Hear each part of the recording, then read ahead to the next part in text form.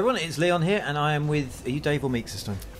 Either or. Either it's or. the same person. The same person, yeah. So I'm with Dave Meeks, who has reviewed Saints Row 4 for us. What did you give it? I give it 6 out of 10. Well, that's actually lower than I thought you were going to go. So what are the problems then that have brought it down? The problems are many, and the things it does right aren't that many. But the things it does right, it does do very well. So we're seeing... I might as well start with... Yeah, just explain how we are bouncing around like... Okay, so... semi-plot spoilers. Essentially, you become the President of the United States at the beginning of the game after averting a terrorist nuclear plot. Bizarrely, the start of the game, even though it's an open world game, the start of the game is actually like a linear third-person shooter, and not a particularly good one because there isn't any cover system. Essentially, the shooting mechanics are like they've been ripped out of like 2006. But anyway, yeah. So you find yourself the President of the United States. Soon then after, an alien race known as the Zin attack Earth and essentially destroy Earth, and then the rest of the game takes place in a Matrix-style simulation. Now, this footage we're seeing here now is quite grey and overcast, but it's actually a lot lighter than the main campaign. You don't actually have the option to change the day-night cycle until after you finish this game. So I capture this footage after I'd finished the game, which took about 11 or 12 hours. So what, you're bound to a day-night cycle that you can then change once you've completed? Yeah, so the actual main game is always set in complete darkness. The simulation's always at night. Yeah, which makes it a really depressing place to be in. You're still in Steelport, but it's a simulated Steelport. And this is obviously why we got these superpowers. Yeah, I mean, essentially, think of the Matrix. You can do anything in the Matrix because you're only limited by what you can imagine, essentially. Okay. So you're not really bound to any degree of physics or anything like that. So yeah, the kind of nearest comparison gameplay-wise, I guess, is like a prototype, where that can be controlled very similarly. You can essentially, once you level yourself up adequately enough, which you do by collecting things called clusters, basically jumping about, to get these glowing items that are scattered about rooftops and things like that. So you can, once you've leveled up sufficiently, you can jump the height of a 30-story building. You can run it like flash shaming speeds. Yeah. You can shoot ice rays out your hands, firepower. You've got like a kind of Superman like death from above move where you can like stomp your way back to Earth. You can control a giant net, as we're seeing now. So what's the breakdown then of the sort of the mission to side mission? So the main mission is you are defeating the aliens, and then there are kind of branching. Well, actually, the kind of main thrust of this, or you eventually defeat the aliens, and you do fight aliens all the way through it. But the big kind of pillars of the story mode see you essentially rescuing the rest of the Third Street Saints from the simulations. It's almost like Psychonauts, where they're all kind of trapped in their own personal hell within the simulation. But most of the missions are massively uninspiring. Most of them essentially end up being... So you have like half a dozen points you have to get to across Steelport. And usually it's some like dull MacGuffin where there are 3 giant batteries that have to be ripped out of 3 giant battery generators and things like that. And it's a lot. It comes down to just generic like fighting through hordes of aliens. There are missions that do show a lot more imagination, but sadly they're just too, kind of briefly scattered around. There's a really good mission where you have to essentially fight like a 90-foot like sentient can, which is like a soda can, like this size like Godzilla. There's another one that's like a really nice 2D pastiche of Streets of Rage, but the moments of real ingenuity are far too fleeting, unfortunately. So that seems to be a sort of a thing.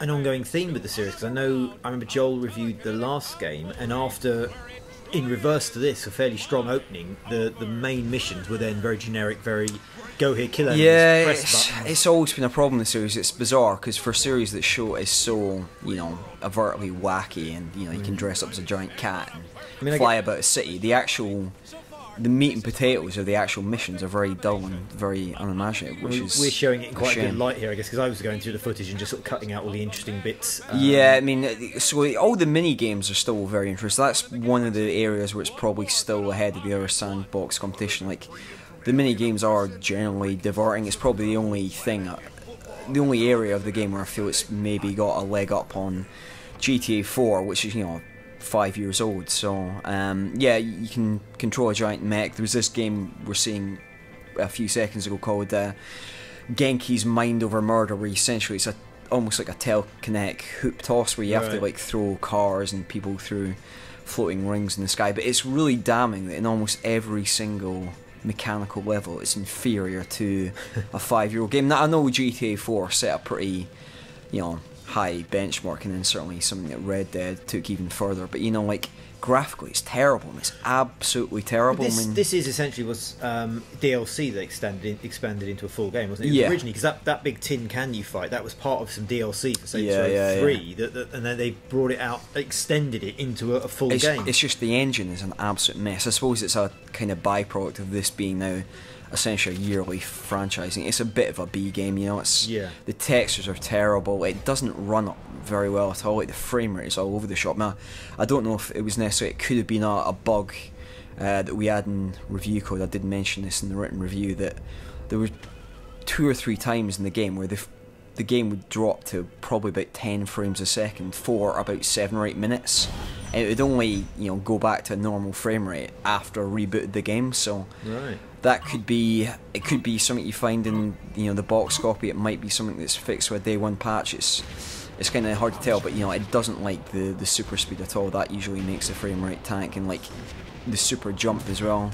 There's no friend to stable frame rate. So well, we're seeing another minigame here, and obviously a man who seems to be dressed like a kind of a body armoured kind of gladiator. We saw the customization like going like past. A 300 costume kind of thing. How do the you know, is there any fun to the customization? Because they released the character creator, didn't they, before the game was out? Yeah, I mean, we've seen plenty of quite unusual costumes. I mean, if you're like a 14-year-old boy or girl in their bedroom who thinks dressing up as a purple gimp's funny, then you'll have a few minutes of enjoyment out of this, and you can dress yourself up as a sex doll. But I'm not a 14-year-old boy from Wisconsin who laughs at fart jokes or the second season of Jackass, so I'm a bit beyond this. The thing is, humour-wise, you know, humour is subjective to a degree, but it's just, for me, I found it patently unfunny, and like more than that, obnoxious. Like all the characters I hate every single character in the game. The funniest thing the game does is when you can pick out your customised voice at the start of the game. There's like 3 generic male ones and 3 generic female ones. One's like a cockney, one's like a gangster type, and one's just like a man. But there's also a Nolan North option, and it is actually voiced by Nolan North, which is quite cute. So your president can be Nolan North if you want, which is kind of cool. I found when I saw you playing it, there were bits where you kind of go, that's almost quite funny. Like the opening scene where you jump off like a missile, don't you? And the guy kind of like does like a finger gun thumbs up to the camera. Yeah, it's like, and it's all framed like Aerosmith is dope more on this, I think. But it's like, so hard to do sort of comedy well in games. And this, well, from what I've seen, it gets it right maybe once every kind of couple of hours, and then the rest of it is painful. If it gets one joke right, it'll get the next 25 spectacularly wrong. And like, it's just, I hated every single character, and like every one of the Saints, so Johnny Gat and all of them, just they're obnoxious. They're absolutely obnoxious, and the script is nowhere near as clever as it thinks it is. Part of how, you know, one of the big parts of how GTA kind of successfully conveys its sense of humour is just like those brilliantly written like radio stations, like, so you know, like the kind of satirical adverts or like talk shows and things like that. That's completely missing, because you basically just have generic radio stations that just have, you know, normal songs. There's really no filler in between, and it's quite ironic because we're seeing the vehicle handling now, which is actually a lot better than Saints Row the Third. But the ironic thing is, I might have driven a car for about 10 minutes over 12 hours. Because the thing is, with the superpowers, you're the vehicle, so there's no incentive to use a car when you can run faster in the car and jump out of the building. The one thing I will say is, it gets the superpowers. Really, is it fun? It looks, watching you jump and fly around, it looks like it's fun to move around the world. It conveys this simple joy of movement really well, so the controls feel snappy, like it, you know, there's a real tangible pleasure in just running about really fast and jumping really high, and that's what made me endure 12 hours of dull missions and really uninspiring shooting, because the core powers are a lot of fun. So okay, we're seeing some of the weapons here. I mean, are they fun? Because some of them kind of look, they look painfully unfunny just to look at. This is a weird thing. So like stuff like the dubstep gun is fun to fire, but you don't get it till quite late in the game, and a lot of it is like, it's amazing. Like for a game that lets you like customize a rocket launcher into like a guitar case. It's a lot of the game is like just fiddling about with uninspiring AKs and pistols and not having enough ammo, so really struggling just against endless waves of enemies, because the game tries to essentially grind you down through like sheer force of enemy numbers. So even though you think, oh, it's this game where I can blow anything up, it's not the case, because a lot of the time I found that I didn't have any ammo, and it was a real trudge and like a war of attrition just to like get through the next wave of boring enemies. Okay, so 6 out of 10, uninspiring missions. Yeah, I mean, I can't. Nice powers, bad humour, not great world. Yeah, and I can't think of a single reason to recommend it, considering GTA 5 is about 4 or 5 weeks away. So. Okay, pretty damning. Yeah. There you go then, 6 out of 10. Leave us a comment, guys and girls, and we'll speak to you later. Cheers.